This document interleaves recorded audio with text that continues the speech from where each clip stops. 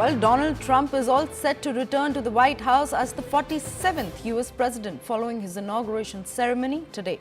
He will take oath inside the U.S. Capitol due to dangerously cold temperatures. Now, Trump, ahead of his swearing-in ceremony, met Neeta Ambani and Mukesh Ambani on Sunday. With a shared optimism for deeper India-U.S. relations, they wished Trump a transformative term of leadership, paving the way for unprecedented progress and collaboration for the two nations and the world. Traditionally, the inauguration is largely dedicated to pomp and circumstance. One president leaves the White House and another moves in. Now, as the countdown begins for Donald Trump's inauguration, he is set to hold a campaign at Capital One Arena named Make America Great Again Victory Rally, and will also attend a wreath-laying ceremony at Arlington National Cemetery. Now, Trump's inauguration will mark his extraordinary resurgence as he will be sworn in for the second time as the U.S. president.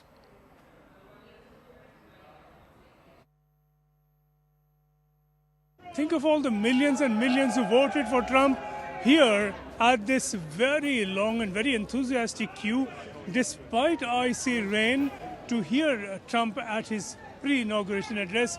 We get some idea of the kind of passion that has fed the very extensive support for him, and we get a fair idea of the enthusiasm among people for the new presidency, what he'll do for them and what he'll do for America. I think that he's done a lot of good for our economy, and I think that he will do a lot more for us once he comes into office. So I'm just excited to see what the economy will become once he comes in office. I think that he has a lot of great policies and that keeps our country safe, helps us stay out of wars, out of trouble, and again, lowers our prices, keeps the economy a lot more stable than what the past has been. I'm from New Jersey, and I am a huge supporter of President Trump. I think he will be wonderful for the country. He will do a lot to remedy some of the things that are going on. And he is just a fantastic man, fantastic president, and I'm very excited that he won. I do also just appreciate President Trump, who could not, somebody who was shot and says fight, fight, fight, and I think he's going to be a great pro-life president. I mean, even if he does a fraction of what he promised to do, it's better than what we've had in the previous administration. It's been a torrent of announcements from Trump ever since his election on all that he will do as president, and now the due delivery date is at hand, and he has said he will make heads spin. Well, they're spinning already, and not just in the US, but really around the world. Ambitious aims: make America great again, of course, make Canada America, make Greenland America, make Panama America, and on that one he has said he is not ruling out use of the military, calling the Gulf of Mexico the Gulf of America. Well, the water in the sea won't mind, but Mexico certainly does. Mexico now is in focus. Trump is coming at Mexico and at Mexicans with the force of a tornado. The biggest deportation drive in history, as declared, will be launched on day one with raids on undocumented migrants, primarily from Mexico, and that's due to begin on January the 21st, if not on January the 20th itself, when Trump is inaugurated as the 47th president at Capitol Hill right here. That drive would hit millions of families, many in the U.S. for generations now. The U.S. has an estimated 11 million such undocumented migrants, but the real number could well be higher. But then again, it's not just Trump being Trump. Much of this is indeed what he had promised to do and was elected to do. He's no unknown factor. He's setting out to do what he wants, sure, but in doing so, necessarily doing also mostly what the majority of America wants.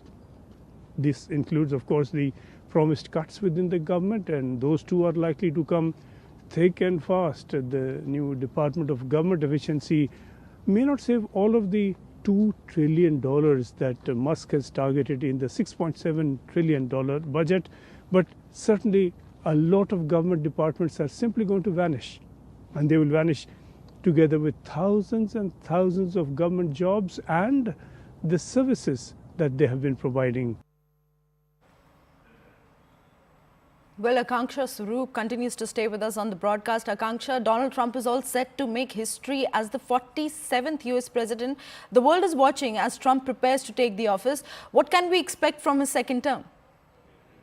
Right, Kohina, he was the 45th president and he's now all set to be inaugurated as the 47th president as well. And, speaking of today is going to be monumental because as we all know, it's going to be the inauguration ceremony, one that is a break away from tradition in US history. Nowhere in the past have you had a US president have such a massive coronation style kind of an inauguration ceremony where you will have in fact, various heads of state, majorly from Latin American countries. We also know that the invitation has been extended to India as well, where we will be represented by our Honorable External Affairs Minister, Dr. S. Jaishankar.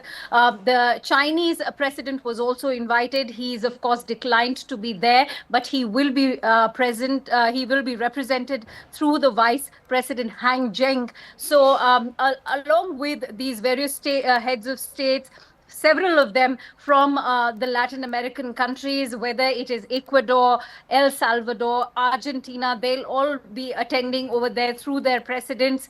So it'll be an interesting set of attendees. We all know that the RIL chairperson, Mr. Mukesh Ambani and Mrs. Neeta Ambani will also be there.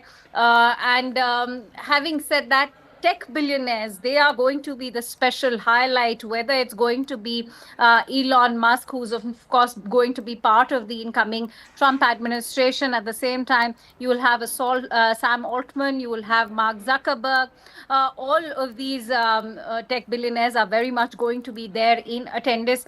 Now, as Sanjay was highlighting, it will be the new focus of Donald Trump on foreign policy, which is already making headlines. Look at the way he's been treating Canada. He's already threatened massive tariffs to Canada.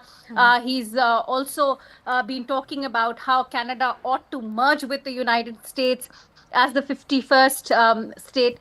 But having said that, those threats to Greenland, Panama, now even Gulf of Mexico have rattled the globe over in terms of what is Donald Trump exactly thinking? Right. What are these imperialist indications? Is this just political narrative or is this a greater messaging? But we'll have to see how that shapes up. Remember the previous time when Donald Trump was the president, the world was a very different place, Kohina. The two wars had not happened. He's, of course, arrived with the promise of ending these wars, whether the one in Gaza and Ukraine. Will it be that possible? We know the good offices he shares with the Russian President Vladimir Putin.